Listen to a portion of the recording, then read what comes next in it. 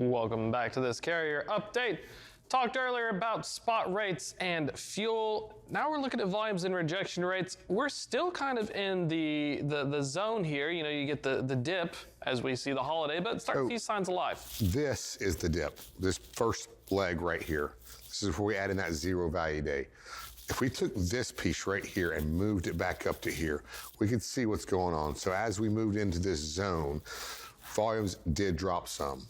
They planed out and they've picked back up, but they're probably maybe just a little bit below. So if we took this right here and guessed at it over here, it would be just a little bit below where we are, where we were.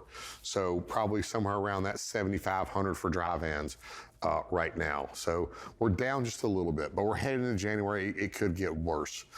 Rejection rates. Now, I lost the bet with Tony. Uh-oh. I said they were probably not going to get above 5% this year. Well, they did break it. It was a late break, but it was basically Christmas Day. Between Christmas Eve and Christmas Day, they broke 5% for a few days, but now they've fallen back down to 4.72%. Where are these going? They're going probably back down to 3%. Yep. It's going to take, this week, I said there's going to be some disruptions this week, which could hold this up for this week. That's why I say keep upward pressure on your spot rates for this week.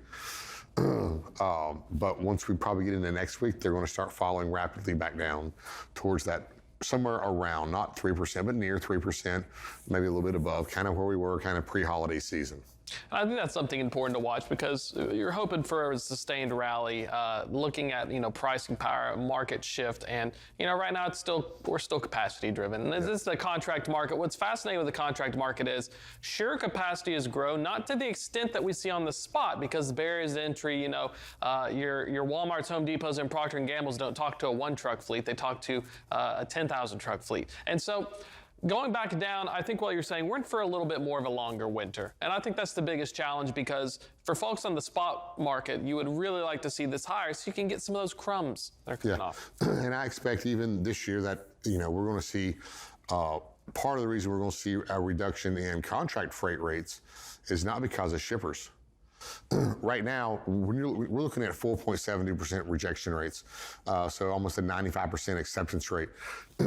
If we move that down to around 3%, we're looking at a 97% acceptance rate. How far into the routing guide do shippers go? Yeah. 1. If you're number 2, maybe 3. So when contracts start to renew, I think everybody's going to be fighting for that number 1 position on certain lanes. And the way they're going to do that is they're going to start fighting with each other, and they're going to start reducing their own rates to try to get down to number 1, because if you're at number 2, you're not getting the volumes that you're going to want. So that could be a tricky play this year. Like I said, we talked about, in previous years how shippers push rates down, but we don't think they're really pushing rates down this year. They want to kind of help keep good rates with good carriers to keep this volatility out when the market starts to swing and get their freight moved.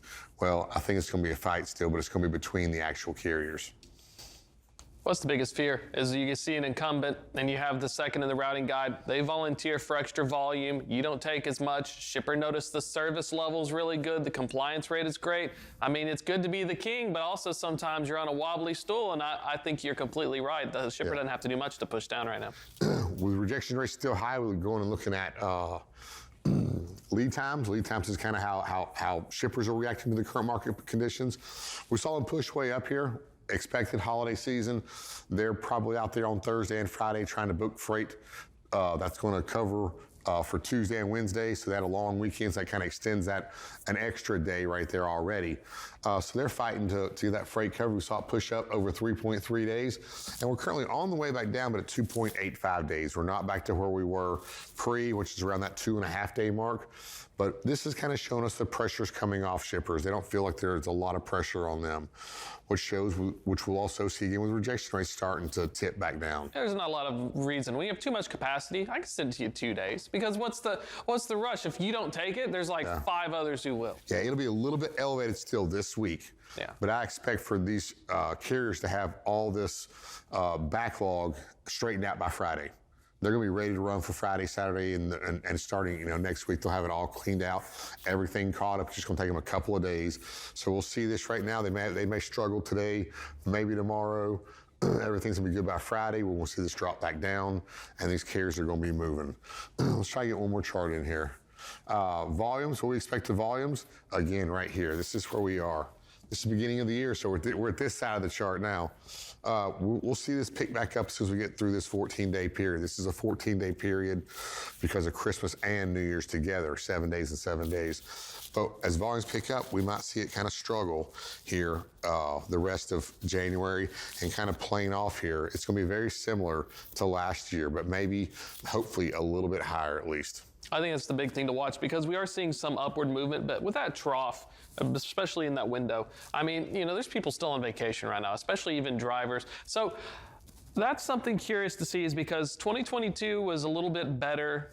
It was obviously below 2021, but it was much better than the 2020 and 2019. I'm throwing a bunch of numbers out here, but at the end of the day, I think that will we return back to that baseline, or has consumer demand changed to an extent that, well, even if it's worse than 22, they're still better than what it used to be? I think we're definitely going to see the bottom here. Yeah. Now, is there going to be a quote recovery, a boom? No, we're just going to run like where we are at those rates, at those costs, until capacity rights itself. Buckle up, folks. That is it for this carrier update. Thanks so much, Donnie. We're going to be here 2 more times in the second hour, but until then, going to toss it over to Bill and Anthony for our next guest.